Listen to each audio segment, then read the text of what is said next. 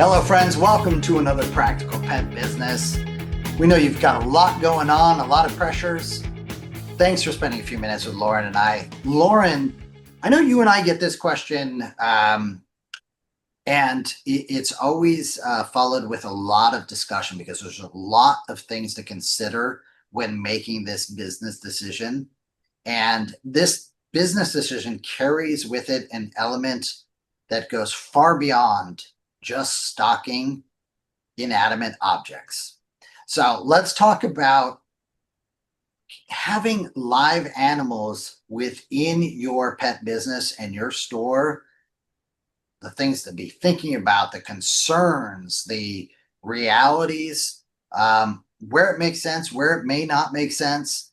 And you probably have a better insight on this as you have been hit with this and had to consider it even for your own stores over time.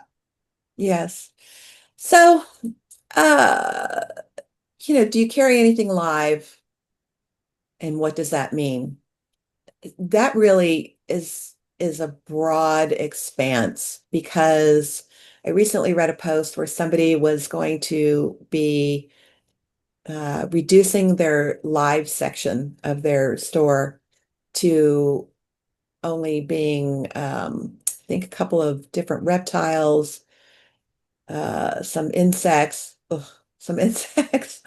Um, and I think one particular small mammal type of creature.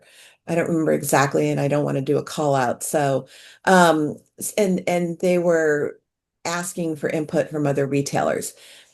It's interesting when you're considering whether or not you're going to carry anything live, you first have to consider what does that mean to you? Are you carrying living food, which would be like insects and mice and things like that for other creatures? Or are you talking about carrying pets? What kind of pets are those? Are they birds or fish? Are they reptilians? Are they dogs or cats? Are they, whatever they are? I think the things to consider are, first of all, your philosophy on that. Do you have the space? Do you have the room? How you're going to handle the day-to-day, how you're going to handle customers with that, the interaction, the sale of um, animals to those people, your policies and procedures. But you also have to think about your particular community. Is your community looking for that? Are they going to embrace that? Will they welcome that? Are they good with that? Are you going to have to deal with stuff you don't want to deal with? Or are you just going to be filling a niche that is sorely needed? I know that when I had my store, we lost a really popular snake store in the area. They had snakes and other cold-blooded creatures like that. And it was a huge loss I had no idea. I had no idea. I know we referred people over to them, but when they were deciding to shut down due to some personal reasons, the community was just at such a loss. So you really have to think about all of those factors. And I would encourage people to go into it small to start with, and to expand as your understanding expanded and you were able to gauge community response. And also, is it a good experience for you, your staff, and people coming in? Are you having, responsible, good people taking ownership, that are coming in to get these type of creatures? What kind of a loss are you having because of lack of sell-through? Especially if you're dealing with feeder mice or insects or those kinds of things. And then the biggest part of it is that you have to adequately employee up for that. You have to have the right kind of employees to handle dealing with these kinds of living beings. What kind of training do you need? What kind of background are you looking for? What kind of knowledge? Who's going to oversee it? How are you going to manage it? Where are you going to acquire these creatures? There's a lot to consider. So it's not something that can be casually entered into because you have creatures at home that you need to feed. So, you're going to have this section in your store. That's great, but how do you manage it when you're not there? How are these creatures cared for? Yeah, there is so much to consider within this, and I think the feeder animals is a different probably avenue and consideration than having other live animals, for me at For least. sure. No, for sure. And in part, it's there are different kinds. Like I'll just say, one of the ones that always breaks my heart is, I'll call out hamsters, because I've experienced that recently, where it was like, oh yeah, we can give you a deal on this hamster because it's been here 25 days. And I was like, that has nothing to do with why my daughter wants to, uh, get this and adopt this hamster. And I was like, and if 25 days is a short cycle for you all, I'm almost appalled that, yeah, I mean, a long cycle, where it's like, oh my gosh, this has been here 20. It just, I don't know, that one really, that one catches me because I just cannot walk into a store that has hamsters without looking and thinking like, oh my gosh, which ones are, at risk here. Um, but from the standpoint too of, I think it does really depend on your store, who you're serving, what you're serving. I've been to plenty of bird stores that are full service that have birds available. And I don't know why. Maybe I just don't know enough about it, but I actually will enjoy going in and being there and making the purchase for the family member that has birds, and I'm picking up something for them. Flip side is when I walk in to these stores that have live animals, it's one of the first things I notice. Are they taking care The of smell. of those live animals? Because that is going to directly tell me, right or wrong. I'm sure some of you out there are like, that's not fair, Rob, because of this or that. I, I'm just telling you the reality of the perception there. And that is, if the live animals aren't being taken care of, I'm pretty sure the rest of it is, being treated the same way. I'll put it that way. And so I'm probably, not going to spend a lot of time there. And if I have my, way, I'm not going back into that store, unless they're the only store in that area. Um, and I will say I have some family members who live in some unique rural areas where that is the only store for, 15, 20 miles. So you're definitely going to make that decision based on convenience. But that being said, yeah, it's, you got liability, you got responsibility, you've got social media ability, right? So on the plus side, might be something that brings people in. But you know what? The minute something is off, that is going to hit social media as well. And I see that quite often of people. I went to this store, look at this poor, So keep all of these things in mind as a business owner. I love that you called out.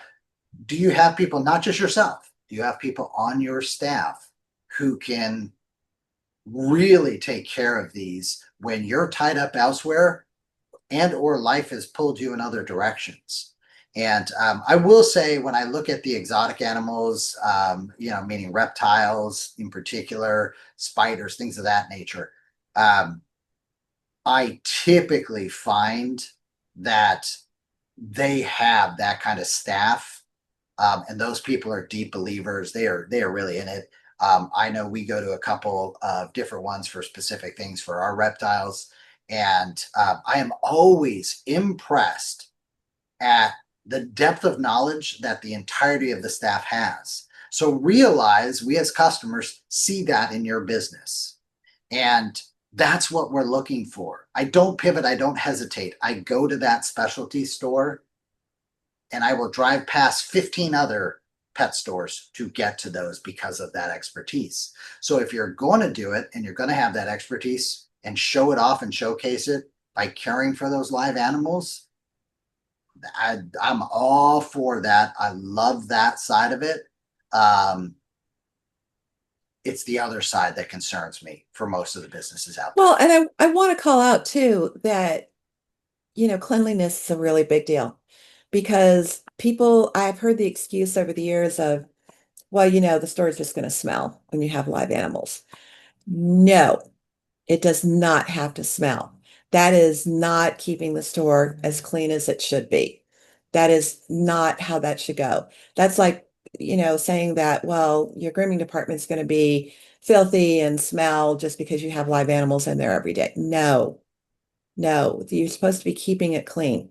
It wouldn't be any different if you didn't have any live animals and dogs came into your store and peed all over it all the time and you never cleaned it up.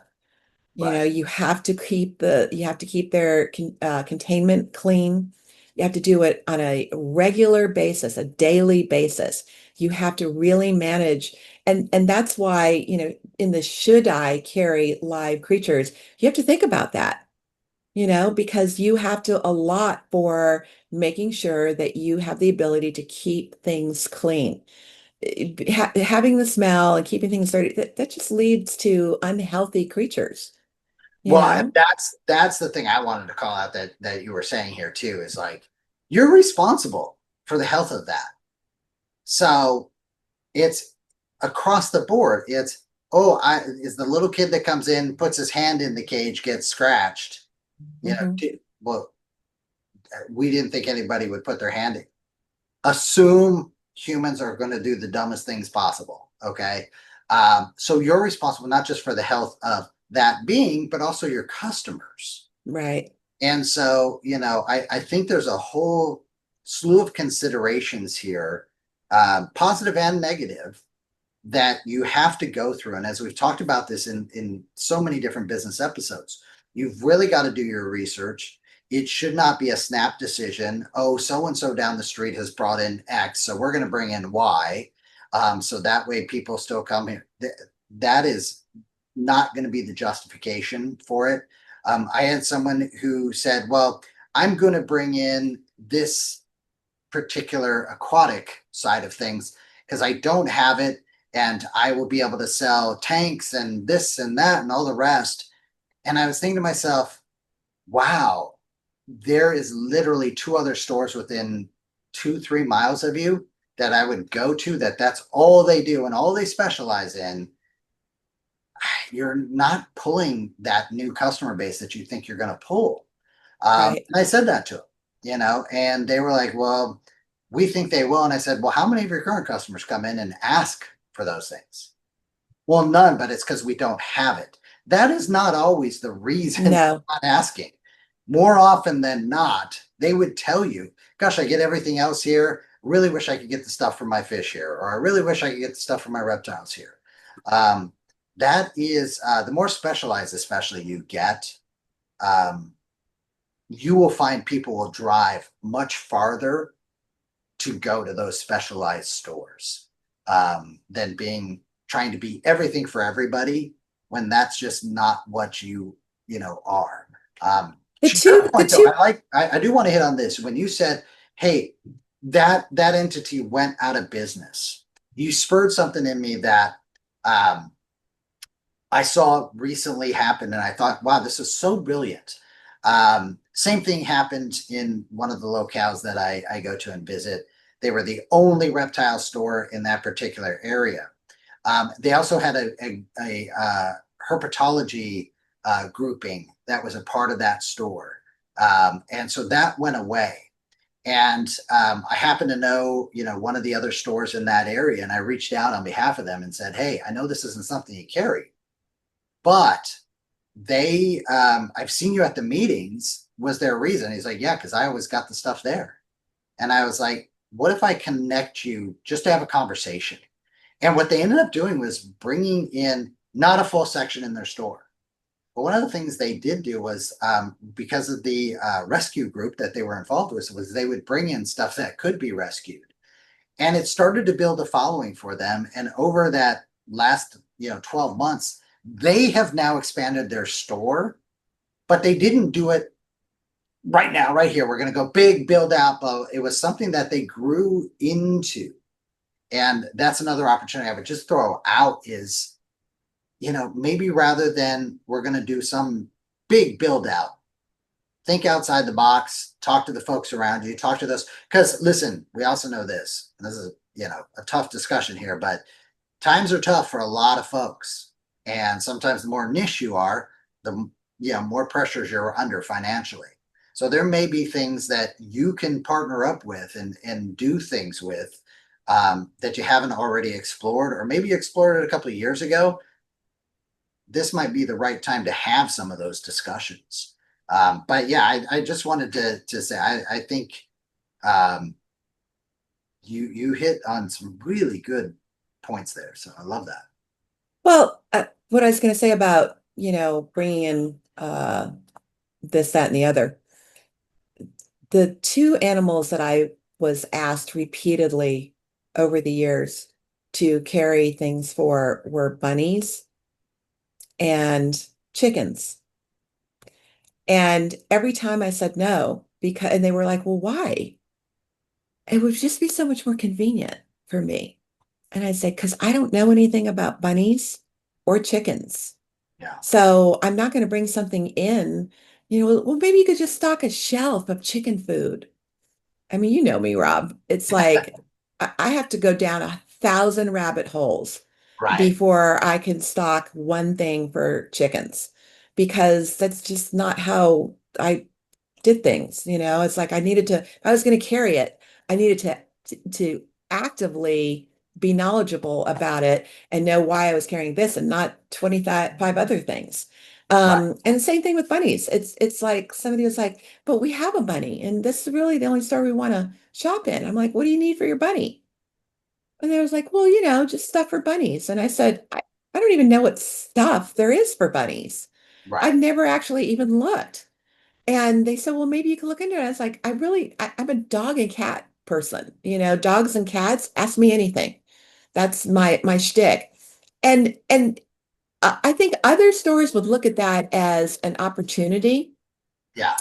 but because it was such a very small number of people in the relative to the sheer volume of dog and cat clients that I had, that I didn't think that made sense. Yeah. And I thought that it would spread me too thin and it would actually violate my credibility when it came to dogs and cats because I didn't know anything about bunnies or chickens, Right. and they were like, well, we just want you to, I was like, I don't work that way here. Well, and I love this because this stuff tails into a recent episode that you and I did about having resource lists, right? Hmm. So it's really interesting because I know a couple of the biggest bunny and small animal rescues that are out there, and the amount of times I would refer store owners because they would Me call too, to and that same bunny rescue. yeah, Hmm. exactly. And what's so interesting was the opportunity it provided to that rescue was Yes, they became a place to go buy those things. And I love, and you and I have talked about this before. You had 12 research assistants working with you daily in the store. Um, my dogs. Hmm. yes, that's the same thing at this place. And I will just tell you, it didn't just help those pet parents, it really helped that rescue. And how Right, wonderful was it that they started as a rescue and then developed, because it is a niche. And I love that you said, and that's a business decision, right? It's what practical pet business is all about. Sometimes the best decisions you make for your business are the ones where you say, I'm not going to do this, even though I'm getting a little bit of feedback that I could, does not mean that I should. And in right. this instance, I really, I was internally shaking my head very strongly, going, "Yep, I see exactly what," and I, it's funny, yeah, that bunny rescue. in particular. And by the way, the other part about that is that's what broke my heart, because they have also gotten into, hamsters and guinea pigs and Oh, other small things, because the big box stores, that's where they'd offload them. And it right. was just so irresponsible and so frustrating for me. Really lost all credibility when I would learn that, yeah, we just got in, 10 more X or Y from, are you kidding me? That really upsets me. So, Well, um, and what an opportunity if you say no to, like in my particular situation, because I was a dog cat store, I didn't do it. But if you wanted to, you have a thing for bunnies, and I don't want to be in the business of bunnies, but yeah, I wouldn't mind the bunny rescue coming and doing an event. yeah. You Oh, you yeah. could do Well, that.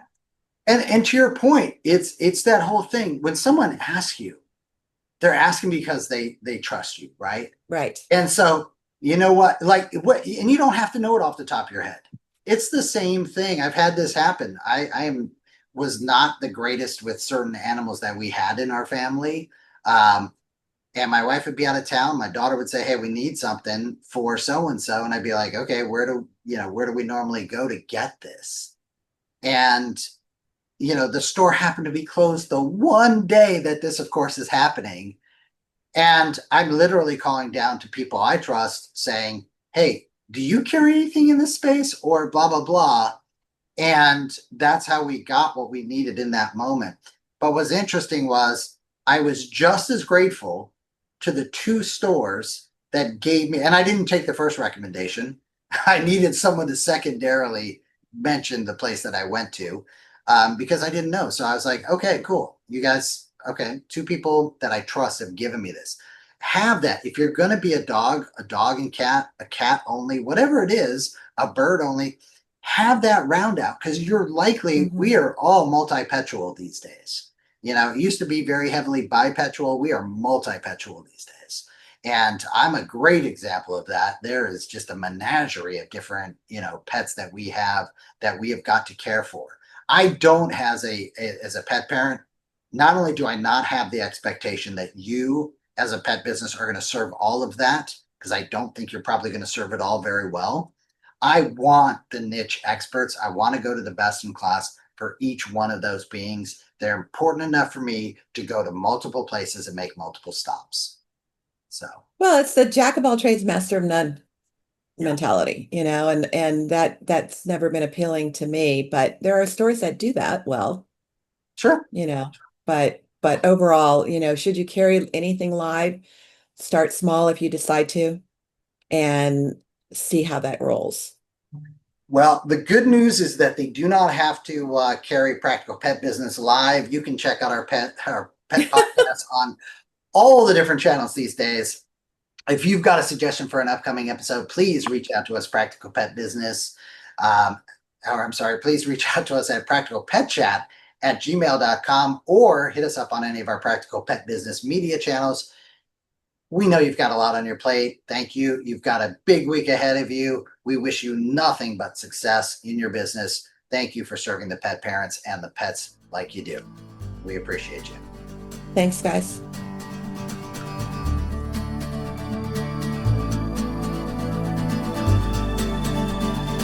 The content of this podcast is for informational purposes only.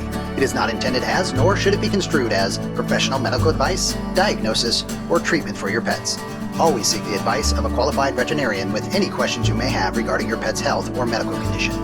Never disregard professional veterinary advice or delay in seeking it because of something you have heard on this podcast. The hosts and the guests of this podcast are not liable for any actions taken based on the information shared during these episodes. Any reliance on the information provided is solely at your own risk.